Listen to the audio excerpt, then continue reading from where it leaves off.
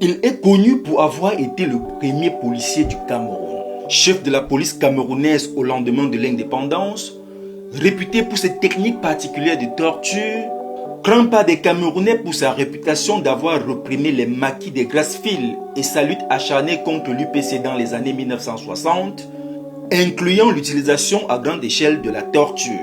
En période de crise, les présidents Amadou Ahidjo et son Excellence Paul Biya avaient toujours fait appel à ses services pour ramener l'ordre et la sécurité avec un certain succès. Seule la prononciation de ce nom faisait perdre le sommeil à plus d'un. C'est le policier le plus craint de l'histoire du Cameroun. Il avait les yeux et les oreilles partout. Son regard menaçant tétanisait et donnait des sueurs froides. On lui prêtait même des pouvoirs surnaturels. L'homme était au cœur de toutes les grandes affaires qui ont marqué le pays. Affaire d'Ongo, le train de la mort, incendie du quartier Congo, etc. Xénophobe à l'égard des Bamileke, il s'appelait Jean Fou Forchivé. Né en 1931 à Fumban au Cameroun, Jean Fou Forchivé, né à Boubacarim Fou, commence ses études à l'école primaire de Djindari à Fumban et poursuit son cursus académique à l'école protestante de Ndissé. Titulaire d'un certificat d'études primaires, il est affecté à Tchang en 1951 où il est employé en qualité de secrétaire de brigade de police. Après Tchang en 1952, Jean Fauchive est affecté à Bafang comme secrétaire de brigade. Il assiste simultanément le juge de paix et le chef de brigade. En novembre 1952, il réussit le concours direct d'agent de police et deviendra inspecteur de police en 1953. En 1954, après un séjour au commissariat de Konsamba, il rejoint la brigade régionale de la police judiciaire du Vouri en tant qu'officier de police et sera affecté au commissariat de Douala. En 1957, Jean Fauchive interrompt sa carrière pour entrer à l'école supérieure de police de Dakar au Sénégal. Il sort major de sa promotion en 1959 avec mention très bien. Revenu au Cameroun, il est nommé commissaire central de la ville de Douala.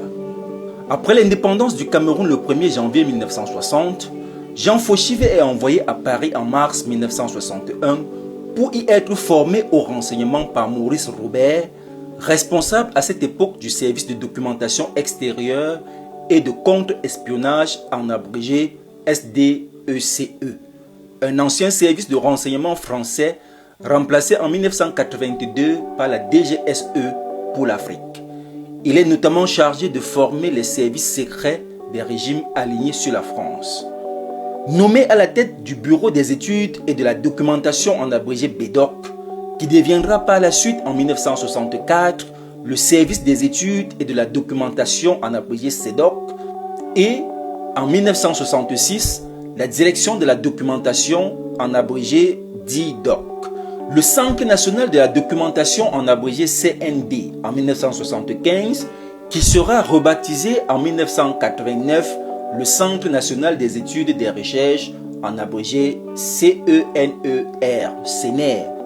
Au sein de cette police secrète du gouvernement camerounais, Jean Fauchive reste solidement encadré par des agents français.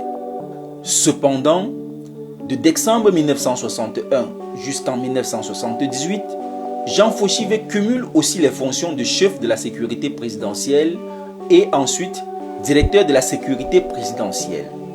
En tant que directeur de la sécurité présidentielle, il était à la tête de la garde républicaine avec poste de commandement militaire à la présidence. En 1978, Fauchive serve ses fonctions de directeur de la sécurité présidentielle à son adjoint, le lieutenant-colonel Oumarou Djam Yaya, qui occupera cumulativement le poste de directeur général adjoint du Centre national de documentation. Il restera directeur général des services de renseignement du Cameroun jusqu'en août 1984. En 1985, il lui est proposé le poste d'ambassadeur du Cameroun en Chine, une proposition qu'il va décliner à cause de la très large famille qu'il possède. En 1989, le président Paul Biya le renomme au poste de directeur du Centre national des études et des recherches. les services de renseignement du Cameroun. En 1991, Jean Fauchive est nommé délégué général à la Sûreté nationale, ensuite secrétaire d'État à la sécurité intérieure, un poste qu'il cumulera pendant 2 ans avec celui de directeur général du Centre national des études et des recherches, devenu aujourd'hui la Direction générale de la recherche extérieure, en abrégé DGRE. Accusé d'entretenir des relations avec des escrocs camerounais à l'étranger, Jean Fauchive perd la confiance du président Paul Biya qui le démet de ses fonctions en 1996. Il le décède en avril 1997 à Yaoundé. La dernière personne que Fauchive avait rencontrée avant sa mort était un certain René Oona, conseiller spécial du président Paul Biya. C'est en sortant de la résidence de ce dernier à la vallée de la mort que les premiers signes du malaise qui allait emporter Jean Fauchive se sont manifestés. Des événements mystérieux ont accompagné sa mort et son enterrement. Le jour de sa mort, une terrible tornade a balayé la ville de Yaoundé et a arraché les toitures et tordu des arbres. À l'arrivée de sa dépouille au carrefour Fumban, l'un des grands murs de la clôture qui entourait le palais royal s'effondra de manière inexplicable. Le jour de son enterrement, on entendit un vacarme assourdissant, on aurait dit le ronflement d'un avion invisible. Ce fut la débandade générale. Ce vacarme bizarre se dirigea vers le domicile de Moïse Mouché, successeur de Fauchive à la tête de la police, et terrorisa sa famille et les voisins pendant de longues minutes, ne s'arrêtant qu'après une énergique intervention des vieux sages Bamoun. Était-ce une prémonition ou un simple devoir de mémoire?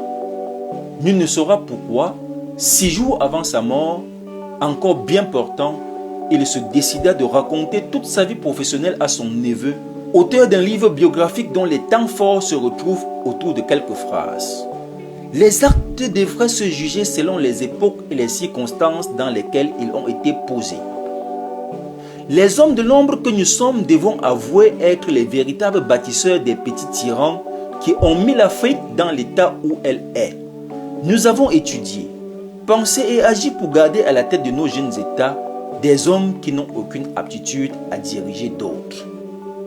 Pour ceux qui veulent connaître plus sur la vie de ce homme, rendez-vous à la librairie des peuples noirs montée CNI, immeuble Don Bosco à Yaoundé, ou au FENAP Bali à Douala, et demandez le livre Les révélations de Jean Fauchive. Toujours le savoir, l'oubli est la ruse du diable. Allons seulement.